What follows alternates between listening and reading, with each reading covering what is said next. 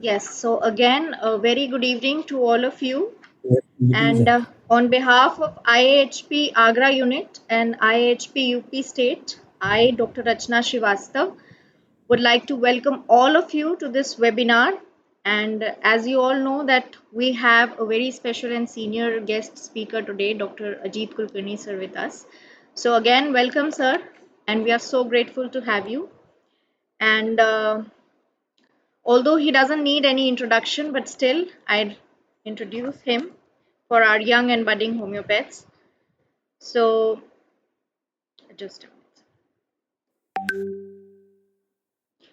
So, Dr. Ajit Kulkarni, sir, is a director of Homeopathic Research Institute, Pune. He is a veteran homeopath and academician and a famed international teacher.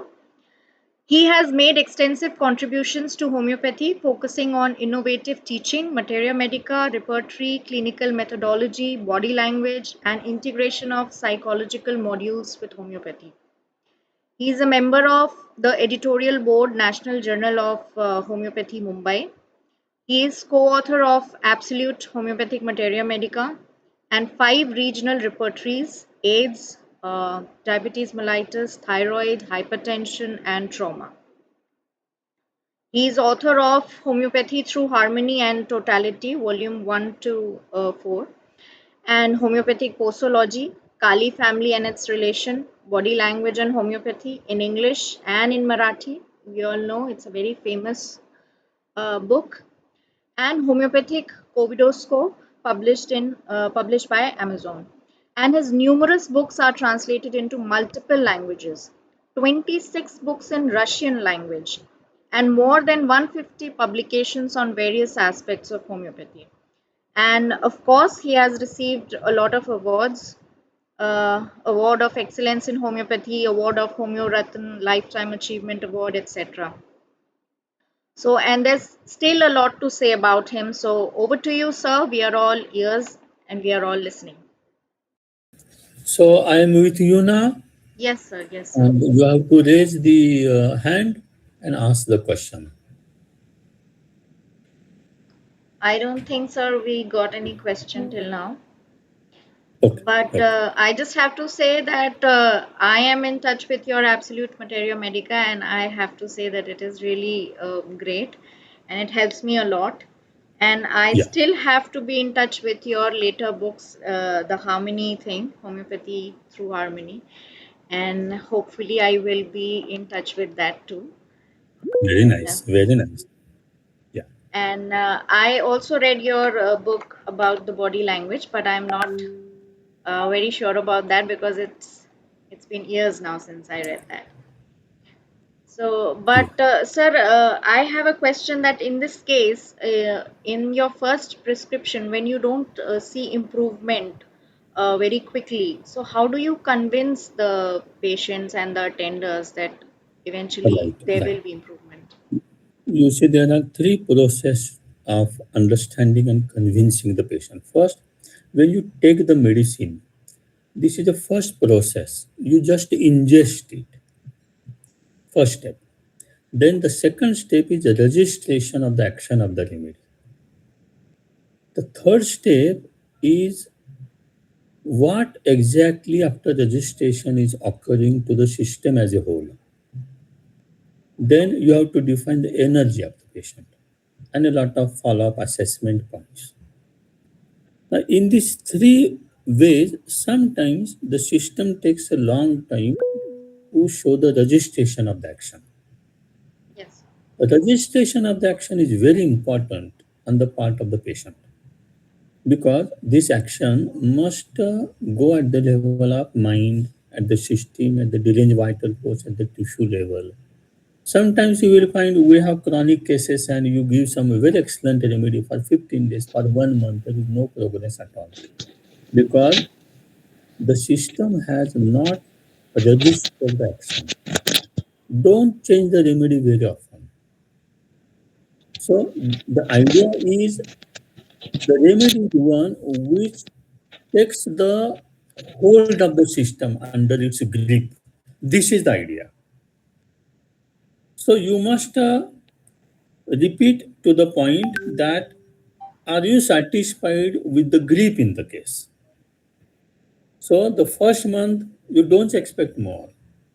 Slowly, you will find her adaptation improves. What is important is whether patient adapts properly with less and less suffering. The anguish is less, the emotional suffering is less, and your capacity of adaptation improves. This is restoration of the deranged vital force in the language of the Hanuman. This is a very careful out, outcome assessment.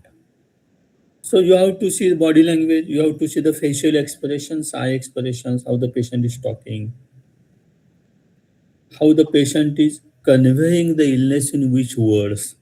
So closely, if you know the psychology very well, if you know the body language very well, if you know how the patient is now dealing with the relatives, and you as a human being within you, not only as a doctor, then you will find that yes, whether the patient is improving or he's not improving.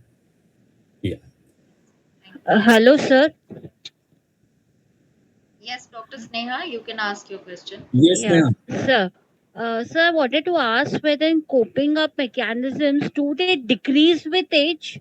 As you age, does the coping up mechanism tries to be like psychosomatic in expression, or is there any breaking point where the body no longer holds the coping up mechanism and the system starts to express? Very nice question. Can you show me a person whose coping mechanisms are the same as in a young man? No, no, they differ, sir. They change.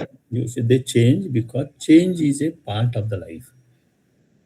So, cognitive function being impaired is not something unnatural, but there is a pathology behind it. That pathology reflects the true sickness. You see, small memory lapses everyone has. After 60, 70, 80 years, some problem at the memory is natural. But in this case, memory is not an issue. It is not only the sickness. The sickness is separation. The sickness is a self-sacrifice. Sickness is her threatening to the identity. So we have to understand that the coping up mechanisms as age advances, how far they have diminished. Therefore, the scale comes up. This mini scale of cognitive functioning came up because unless you have these parameters of understanding how much there is a deterioration of the functioning, it is difficult because then you are in grass only. You are in generalized parameter only. My patient is feeling better or my patient is not feeling better. So now in future, you will always see if homeopathy has to survive rationally, you have to also follow a lot of psychological modules and the parameters which have been developed. And that makes your work very clear, you see, whether you are going in the right direction or not, whether there is a good improvement or not, whatever may be. So there is a parameter before you, there is a direction before you, and many psychologists have worked over this project. No? So why not to take into account all these issues together? Because at one level you will always say homeopathy is holistic. Homeopathy is holistic. By taking 2 hour case, homeopathy doesn't become holistic. Your case could be complete. Okay. Holism means how a lot of concepts you integrate to homeopathy from holism of alternative complementary sciences and arts, and also from so-called dominant school of allopathy, because nothing is separate from all these things. No. Homeopathy based on totality. What exactly is totality? Where homeopathy is connected to the universe through a microman. And then all faculties of the universe gets integrated to you to understand the phenomenon of a disease.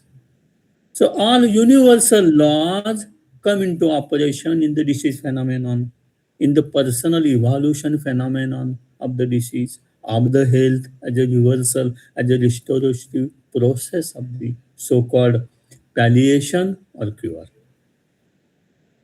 So the idea is that you see, when you start homeopathy, you have to understand it more at a holistic perspective. How much energy patient was using in the past as a wastage. I Okay. had a patient of lachesis, and I will tell you, Sneha was talking. I gave him a single dose of lachesis 10 ml. And in the subsequent follow-ups, he was hardly talking 20%. Oh, So why? Because that is the healing process. That is the healing. He was just, talking because he was thinking that no one is talking to me. I must exert my influence over the people at large. And the healing came up through the lachesis. It is not needed for you to talk so much. That is the healing. Healing is not your constriction is better and your blood pressure is now coming to 140. Now it is 136. It's a small parameter. The big parameter in homeopathy is a big issue of the phala. Yeah, okay. Thank you, sir. yeah. Any more questions? Or should we just wind up? Okay, sir. Okay, sir. I don't think we have any more questions. So, thank you so much, sir. And we have our IHP office bearers. We have Dr. Rajen Singh Tomar, sir, with us. He is the chief coordinator of Central Zone. And we also have Dr. Ambut Shukla, sir, with us. He is IHP UP State Secretary. Sir, are you there? Yes, yes. Okay, sir.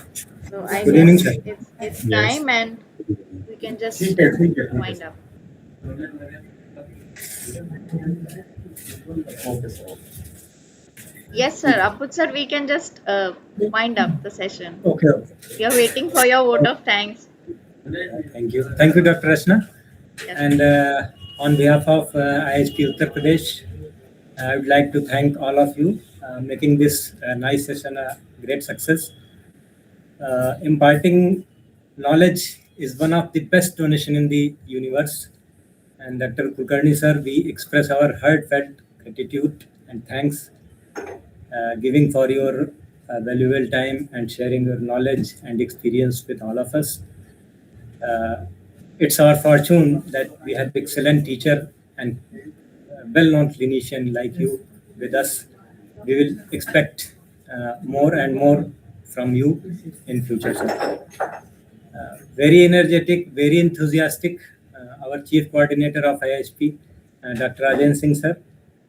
Sir, your efforts and passion for promotion of homeopathy is not only appreciable, but also a source of energy for all of us. So we thank you for making a very good effort, being chief architect of the program.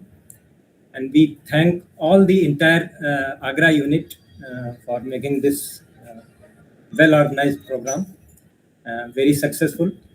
And Agra unit is, we appreciate the efforts of the Agra unit. They are doing very good job.